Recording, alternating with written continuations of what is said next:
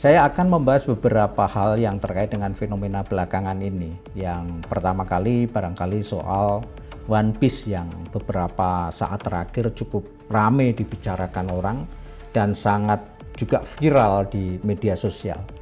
Kemudian ada beberapa fenomena lagi, diantaranya adalah gerakan masyarakat terkait dengan penaikan pajak bumi dan bangunan, misalnya di Kabupaten Pati, kemudian di Kabupaten Bone.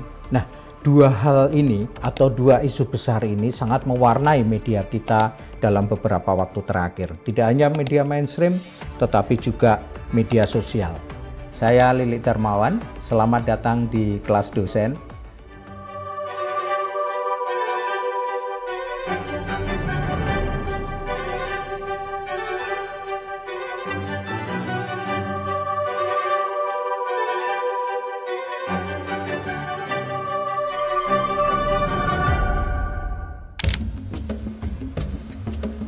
Baik, kita akan mulai untuk isu yang pertama. Isu yang pertama ini soal One Piece. Apa sih One Piece itu sebetulnya? Kalau generasi muda tentu akan tahu bahwa One Piece itu bagian dari sebuah film yang ditayangkan di Netflix begitu ya.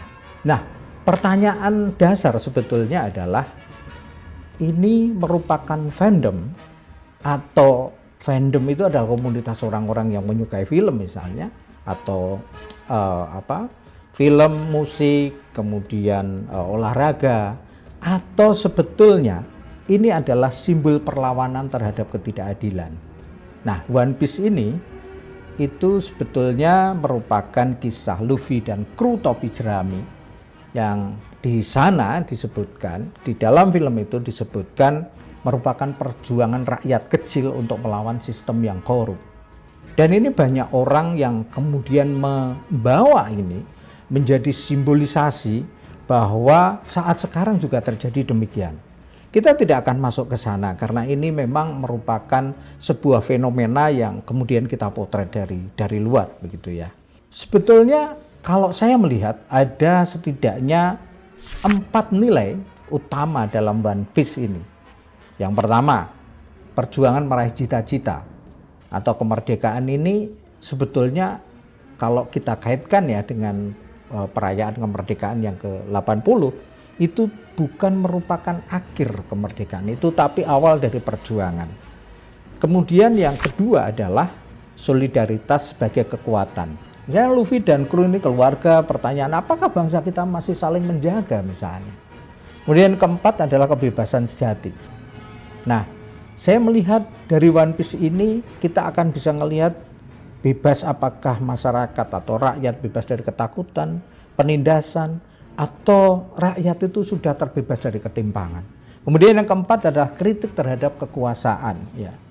Jadi saat sekarang tentu saja kita melihat ya kita nggak bisa menutup mata, masih terjadi ketimpangan, masih terjadi korupsi. Bahkan terakhir ada seorang wakil menteri yang tiba-tiba ditangkap oleh KPK. Ini bagian dari ketidakadilan, bagian dari sistem yang barangkali masih dirasa korup. Nah, dahulu kolonial ambil rempah ya dengan kontrak paksa misalnya. Kalau kita kaitkan dengan kemerdekaan yang terjadi saat ini.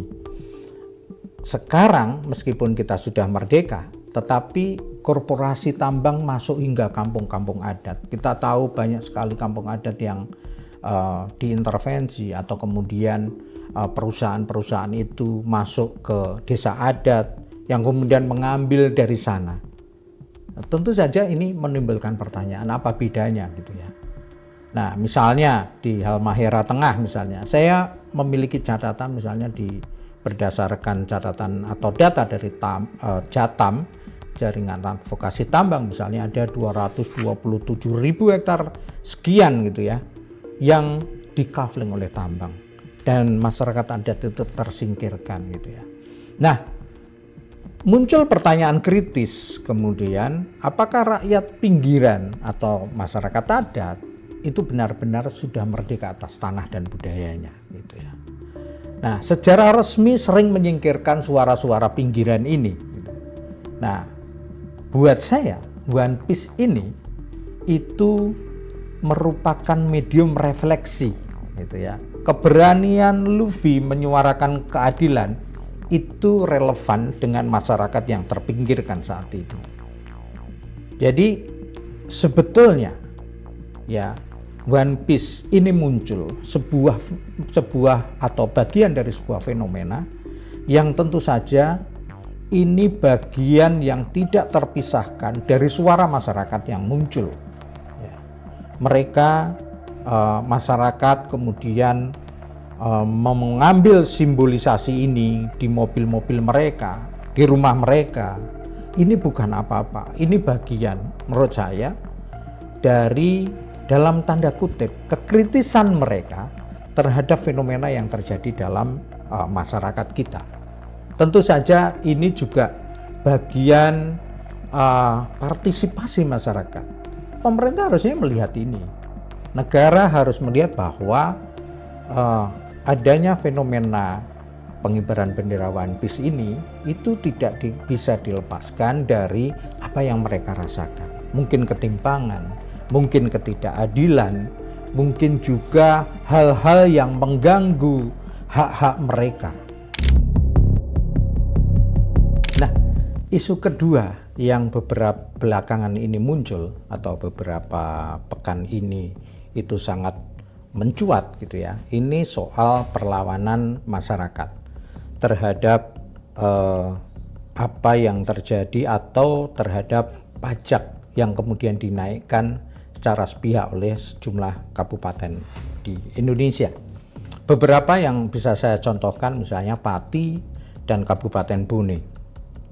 Jadi sebetulnya pajak ini bukan sekedar urusan teknis ya, pungut bayar begitu ya.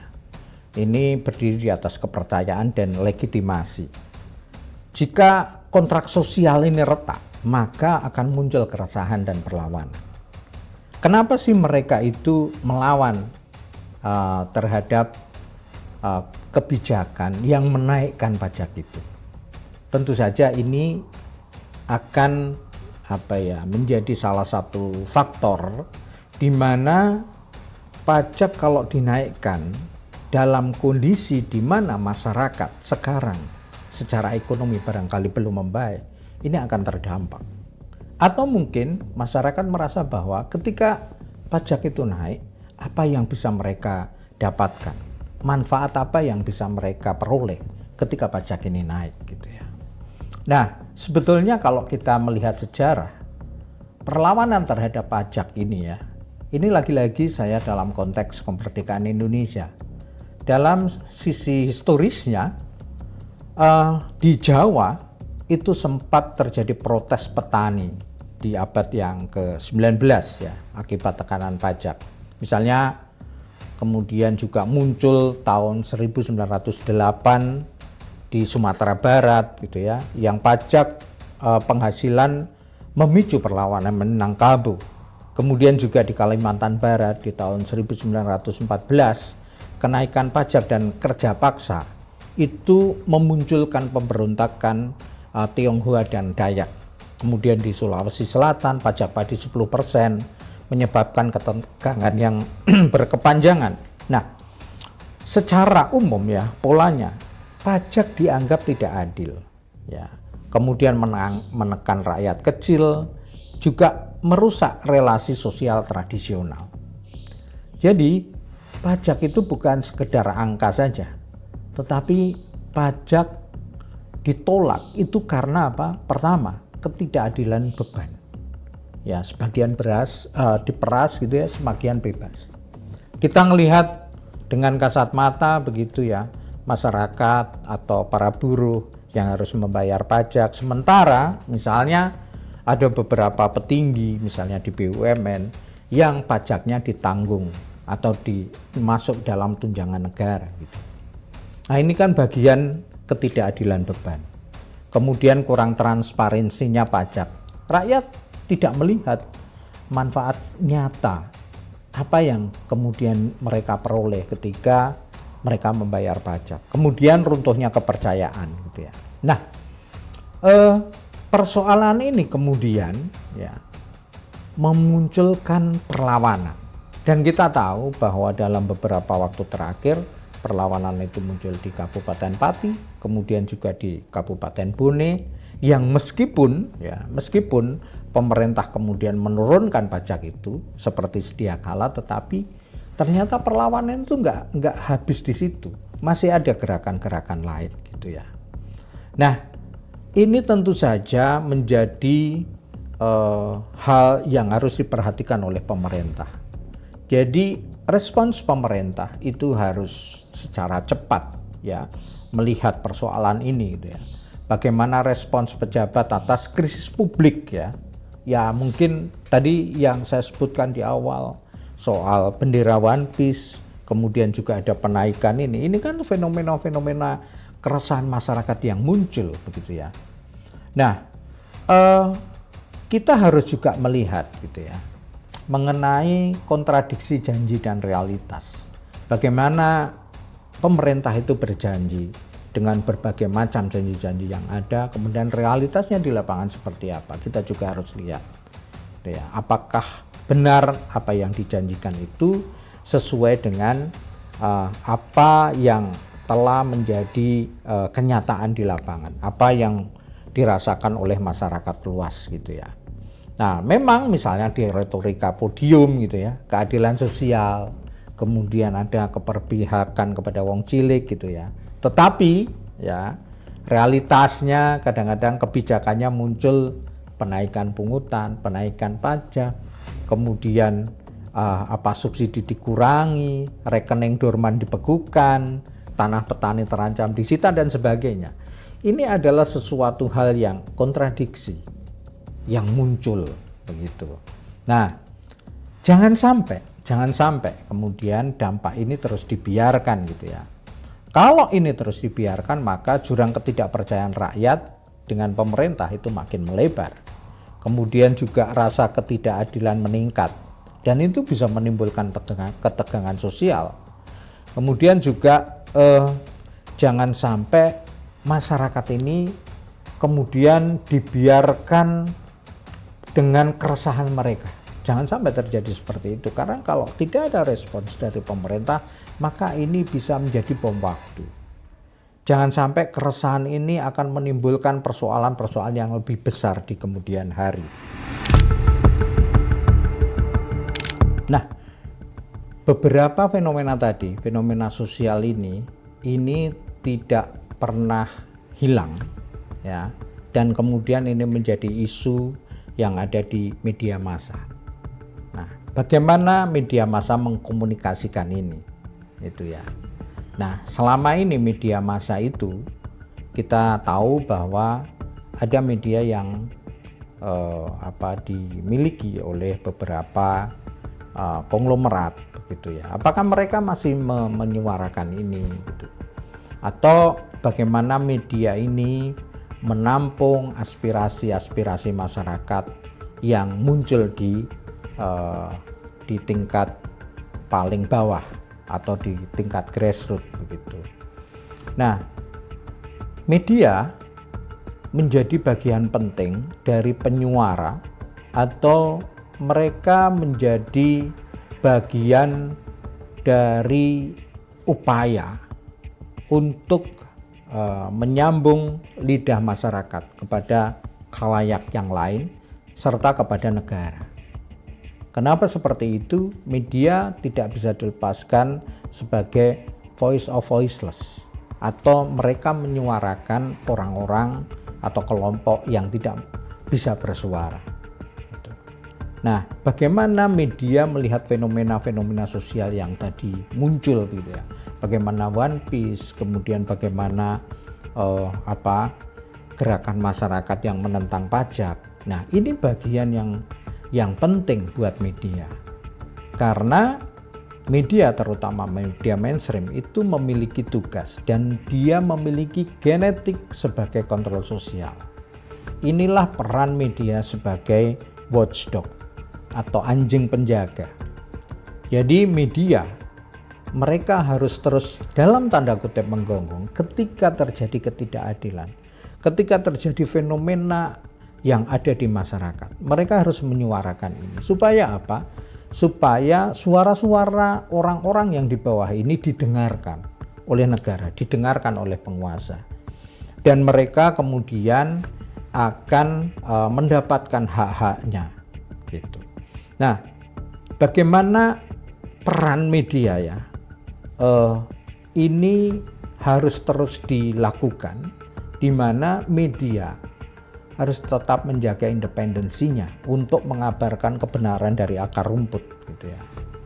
Tantangannya mungkin tidak hanya soal soal mungkin tekanan atau mungkin soal ekonomi yang harus media ini harus mengeluarkan budget yang lebih untuk bisa menyuarakan ini karena dengan liputan-liputan investigasi mereka gitu ya.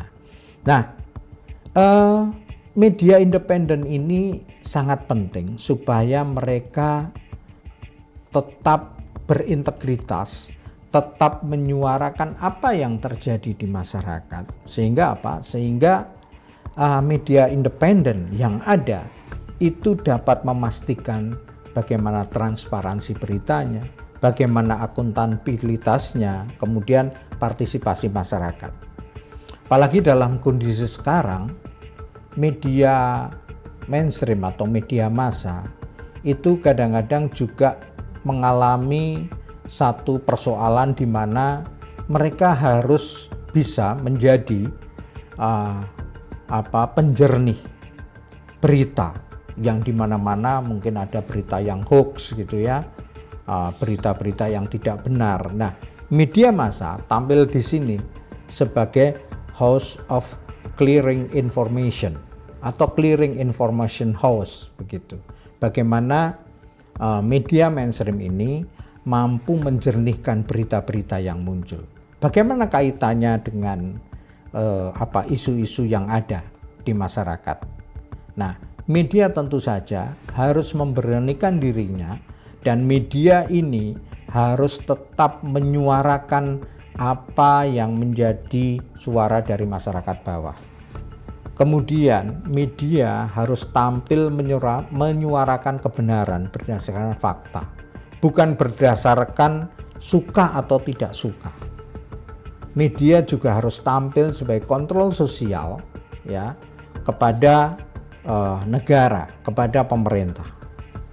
Karena apa? Jangan sampai juga apa-apa yang terjadi, fenomena yang terjadi di masyarakat itu tidak didengarkan. Fenomena yang terjadi di masyarakat ini ditangkap oleh media untuk disampaikan kepada publik bahwa ada keresahan seperti ini. Harapannya adalah pemerintah itu mampu merespons secara positif apa yang terjadi di masyarakat dan media yang sebagai jembatannya. Inilah akhir dari kelas dosen. Terima kasih untuk perhatiannya. Saya akhiri. Assalamualaikum warahmatullahi wabarakatuh.